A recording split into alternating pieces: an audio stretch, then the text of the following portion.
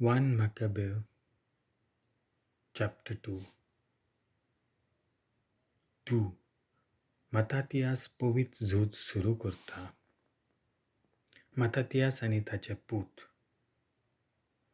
त्या दिसांनी मतातियास जोआंचो पूत आनी जोआंव सिमेआंचो पूत हो ज्वारीब कुटुंबांतलो यादनीक आसलो. तो जेरुसलेमांतलो भायर सरलो आनी ताणें मोदें म्हणटात थंयसर वस्ती केली. मतातियासाक 5 पूत आसले.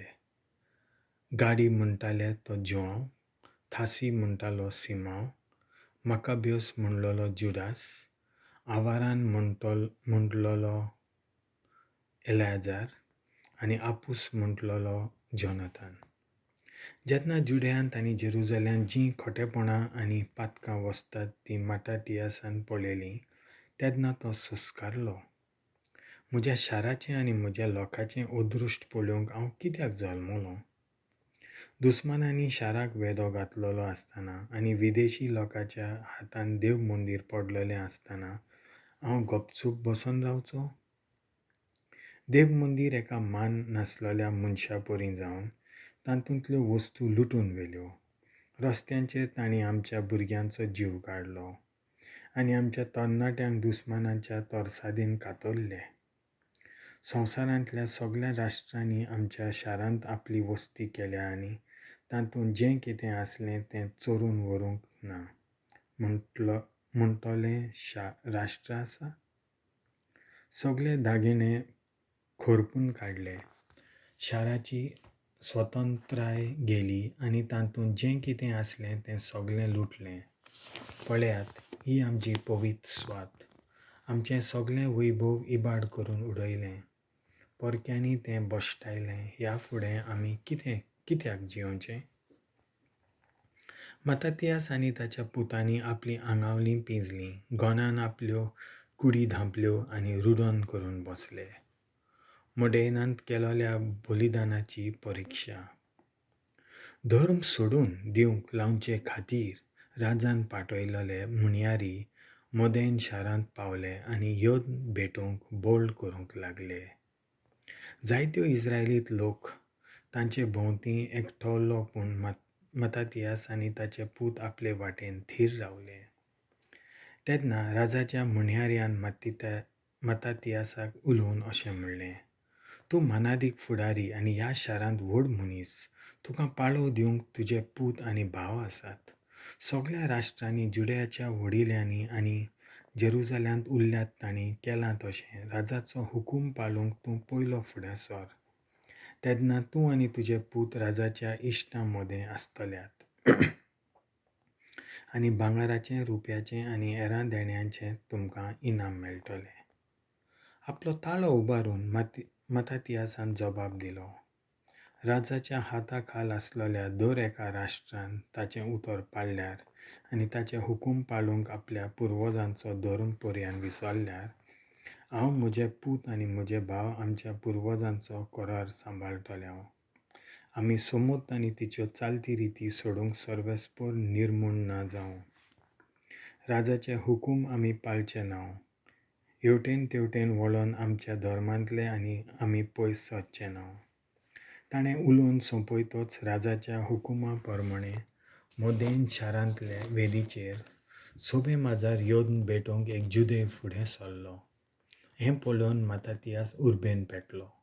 तो सगळोच धगधगलो आनी आपलो नीज राग पेटोवंक दिवन तो ताचेशी धांवलो आनी वेदीचेरूच ताणें ताचो जीव काडलो. त्याच बरोबर योद्ध करूंक लायतालो त्या राजाच्या म्हणयाऱ्याक ताणें जिवेशी मारलो आनी वेदी मोडून उडयली. समूतीच्या मोगान पेटोवन साऊलच्या पुता जिमरीक फिनेयासान केल्लें तशें ताणें केलें. मागीर आख्ख्या शारांत भोंवून व्हडल्या ताल्यान मतातियासान साद घालो. समूतीचे उर्बेन भरलोले आनी कराराक थीर रावतात ते सगळे तुमी भायर सरात आनी म्हज्या फाटल्यान येयात. तेन्ना सगळें आपलें आसलें तें शारांत सोडून आपल्या पुतां बरोबर तो दोंगरार पळून गेलो. ओराण्यांतल्या सोनवाराची परिक्षा. हें पळोवन प्रामाणीकपणाचो आनी नितीचो मोग करपी जायते जाण अरण्यांत भिराड करूंक गेले. आपल्या भुरग्यांक, बायलांक आनी जनावरांक घेवन ते अरण्यांत गेले आनी थंय रावले. अरण्यांनी लिपूंक गेल्ले लोक राजाच्या कायद्यांची बेपर्वा करपी म्हूण अधिकारी जाणो आसले. जेरुसल्याक ही खबर पावतच एक खोडेगांठ झुजाऱ्यांचो जमो ते लिपून आसले थंय गेलो.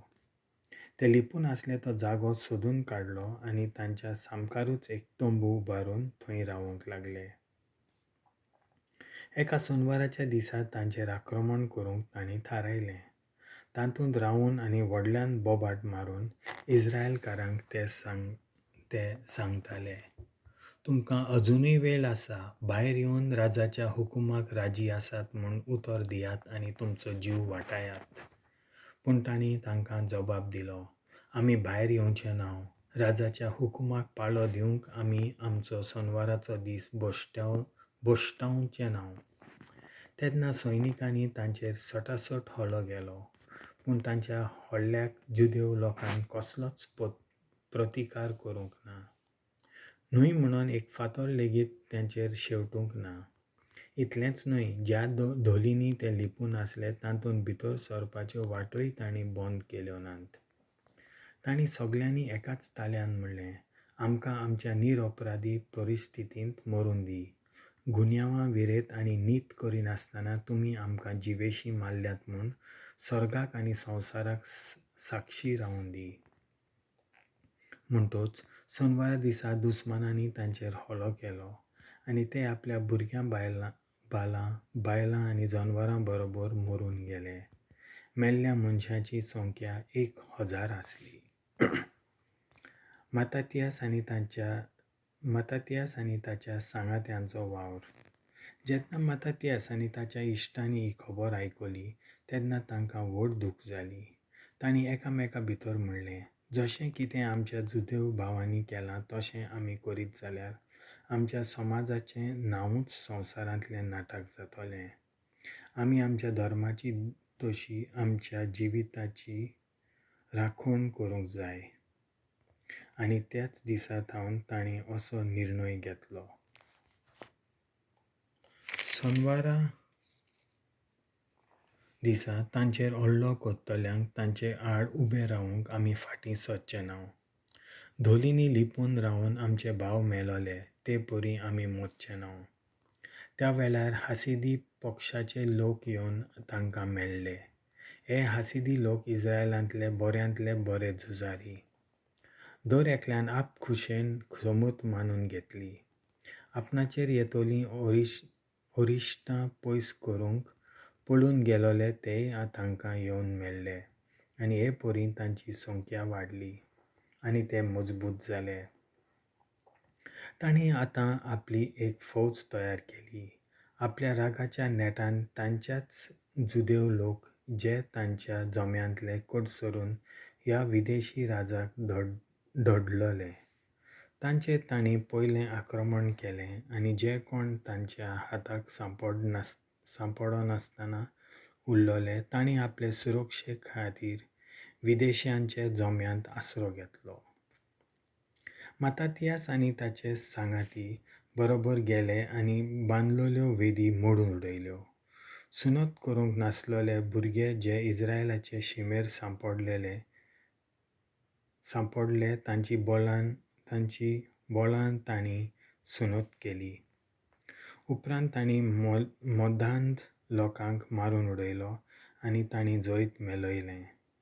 हे परी तांणी मोइजेसान दिलोल्या उपदेशांची राखण केली आनी पातकी मनशांक आपणा परस उंच चडूंक ताणें दिलें ना. मत्ताथियासाचो करार आनी मरण. मत्ताथियासाच्या मरणाचे दीस लागीं पावतच ताणें आपल्या पुतांक सांगलें, आतां गर्व आनी निंदा राज चलयतात. हे दीस गडबडाचे आनी कडक क्रोधाचे. म्हज्या भुरग्यांनो, येद्या वेळार समृद्धी विशीं व्हड उर्बा दाखयात आनी तुमच्या पुर्वजांच्या करारा पासत जीव दिवंक तयार रावात.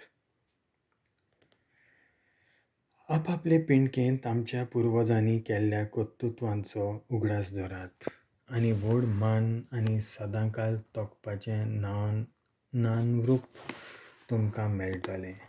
अब्राहमाची परिक्षा करतोच तो विस्वाशी मेळ्ळो आनी ह्या पासत ताका प्रमाणीक म्हूण पाचारलो. हें खरें न्हय? झुजे आपल्या अवघड वेळार देवाचेर थीर रावलो आनी आख्ख्या इजिप्ताचो तो धनी जालो. फिनेयास आमचो पुर्वज देवा थंय ताका ताच्या खतखतीत मागाक लागून ताका भासावणी केली आनी ताचे संस्थेंतले सगळे यादनीक जातले म्हणून ताका आवासन मेळ्ळें. जोशुआ हाका इस्रायल पोरजेचो नितीदार केलो कित्याक तो मोइजेसाच्या उपदेसांक खालतो रावलो. कालेब हाणें पोरजेक बरो निरोप हाडलो ताका लागून ताका इनाम कसो जमीन भेटयली. दाविदान उदार काळजान दया दाखयली देखून राज्याचें शिवासन सासणाक ताका मेळ्ळें.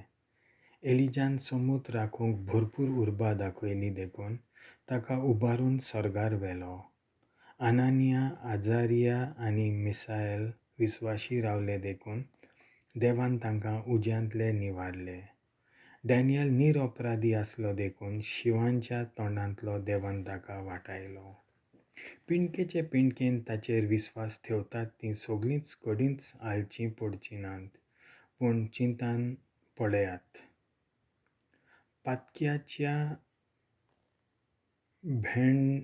भेंकडावण्यांक भिवूं नाकात कित्याक ताची मिजास शेण आनी किडे जातली. आयज ताका वयर काडटली पूण फाल्यां तो नाच जातलो कित्याक तो मातयेंत पोत्तून पावतलो आनी ताच्यो येवजण्यो फिसकतल्यो. म्हज्या भुरग्यांनो, समूत भायर बलिश्ट आनी धिरादीक जायात कित्याक तिचे वरवीं तुमकां व्हडवीक मेळटली. हो पळय तुमचो भाव सिमांव. तो बूट दिवपाक हुशार आसा. आख्खें जिवीतभर ताचें आयकात. ताणें तुजो बापायचो जागो घेवन दी. जुडास माकाबेउस आपल्या सगळ्या जिवितांत एक अखंड कुडीचो आसा. तो तुमचो बुद्दिनार जातलो. तुमच्या दुस्मानाच्या आंगार शेवटूंक तो तुमचो मुखेली जातलो. जो कोण सर्वेस्पराच्या उपदेसांक खालतो आसा तांकां तुमचे भोंवतणी आपयात आनी तुमच्या लोकांचेर जाणीं कोणें जुलूम चलयला तांचो बदला घेयात. अणभवात्यांचें उसणें घेतलां तें पूर्णपणी फारीक करात आनी सदांच देवाच्या उपदेसांक पाळो दियात. उपरांत मातातियासान तांकां आपलो आशिर्वाद दिलो आनी आपल्या पुर्वजांशी गेलो.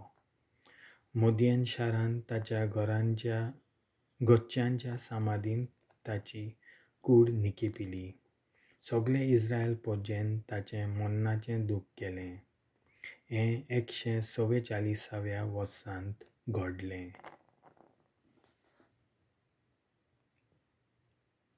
देवाचें उतर हें